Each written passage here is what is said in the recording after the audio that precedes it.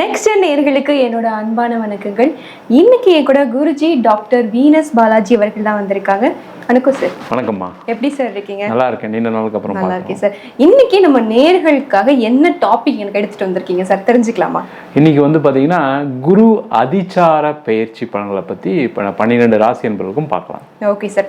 குரு அதிசாரம்னா என்னன்னு சொல்லிருங்க sir first. குரு அதிசாரம் அப்படின்னு சொல்லும்போது என்ன கேட்டீங்கன்னா, சூரியனுடைய நீள்வட்ட பாதை அதிகமாக சில வருஷங்கள் குரு வந்து வேகமா நகரக்கூடிய ஒரு அமைப்பு இருக்கும். அந்த வேகமா நகரும் போது பாத்தீங்கன்னா சில மாதங்கள் அவருடைய ராசியிலிருந்து அடுத்த ராசிக்கு செல்வதற்கான ஒரு சூழ்நிலை ஏற்படும். அதுதான் அதிசாரம்னு சொல்லுவோம். அதிசாரம்னா வேகமாக நகர்வது அப்படின்னு அர்த்தம்.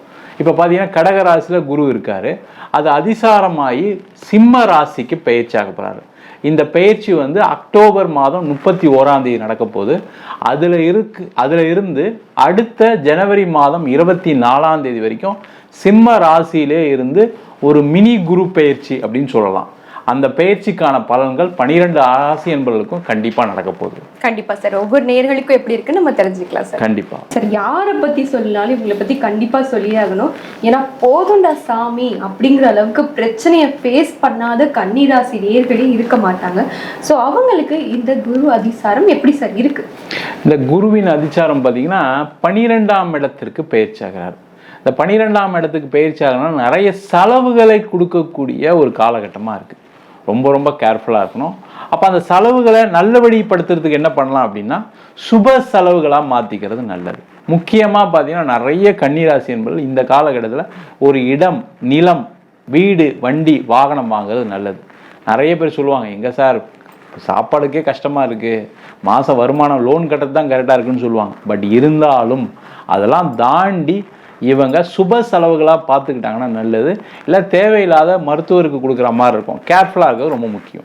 கண்டிப்பாக சார். எவ்வளோ செல்வம் கிடைச்சாலும் நம்ம கன்னிராசி நேயர்களுக்கு காதலும் சரி கல்யாணமும் சரி எப்பவும் கொஞ்சம் தள்ளி போய் தான் கிடைக்குது.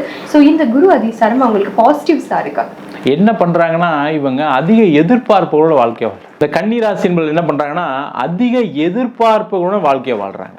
ஒரு காதல்னு எடுத்துக்கிட்டிங்க வச்சுக்கோங்களேன், காதல் பார்த்த உடனே இவங்க காதலிக்கணும்னு நினைக்கக்கூடிய ஒரு பெரிய தப்பு ஒன்று. ரெண்டாவது என்னென்னா, அந்த காதல் வந்து சக்ஸஸை கொடுக்கணும் அப்படின்னு நினச்சிக்கிட்டு லவ் பண்ணும்போது என்னன்னா, அவங்க வேற யாராவது லவ் பண்ணாங்கன்னா எப்படி சக்ஸஸ் கிடைக்கும்? இந்த மாதிரி பிரச்சனைகள் வரும். அதே மாதிரி திருமணத்துக்கு போகிறாங்க வச்சுக்கோங்களேன், வரக்கூடிய வரன் வந்து நல்லா ஒரு பையனாக இருக்காருன்னா பொண்ணு ரொம்ப அழகாக இருக்கணும், பொண்ணு வேலை பார்க்கணும்னு நினைப்பாங்க.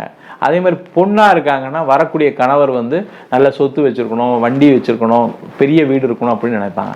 அந்த எக்ஸ்பெக்டேஷன்ஸ் இல்லாமல் இவங்க ஒரு ரிலேஷன்ஷிப்பில் இருந்தாங்கன்னா கண்டிப்பாக வெற்றியை கொடுக்கும். அதில் எந்த டவுட்டும் கிடையாது.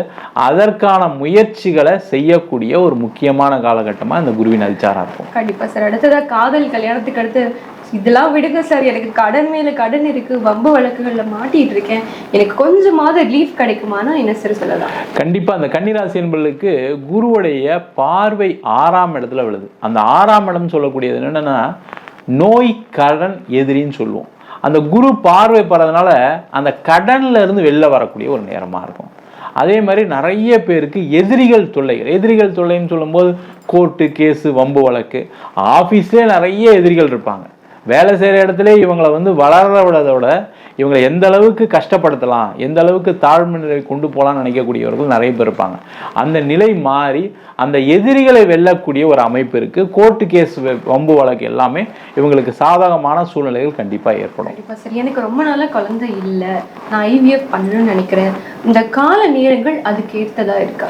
கண்டிப்பாக. ஏன்னா அதான் சொல்கிறேன், சுப செலவுகளாக மாற்றிக்கிறது நல்லதுன்னு சொன்னேன் இல்லையா. அப்போ குழந்தை பேர் சார்ந்த பிரச்சனைகள் இருக்குன்னா கண்டிப்பாக ட்ரீட்மெண்ட் போயிடணும். அதில் எந்த டவுட்டும் கிடையாது. இந்த ட்ரீட்மெண்ட் போகும்போது என்ன பண்ணணும்னா, ஃபஸ்ட்டு டெஸ்ட் எடுப்பாங்க இல்லையா, அந்த டெஸ்ட் எடுக்கும்போது மினிமம் ஒரு 3 டாக்டர் செக் பண்ணுறது நல்லது.